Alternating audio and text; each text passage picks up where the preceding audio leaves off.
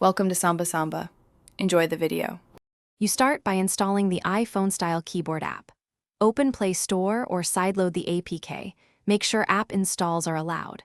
Once downloaded, tap to install and accept permissions for input method and optional features. You do this now because permissions determine whether the keyboard can replace your current one. After installation, don't open texting yet.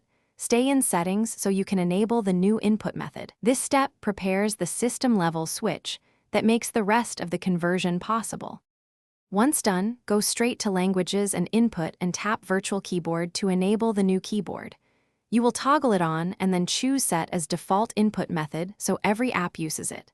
Next, open the keyboard's app to apply the iPhone theme, select the iOS layout, adjust key size and haptics, and import emoji style if available.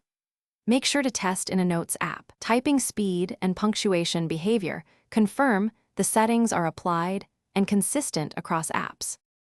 To finish, test typing in multiple apps and confirm autocorrect, swipe typing, and emoji behavior match iPhone expectations. If keys feel misaligned or shortcuts fail, go back into the keyboard app and recalibrate layout or reinstall the APK. You may need a different version for your Android OS.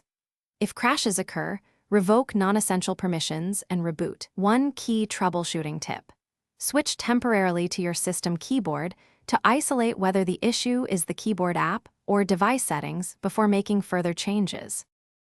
Thanks for watching. Consider subscribing if we helped you.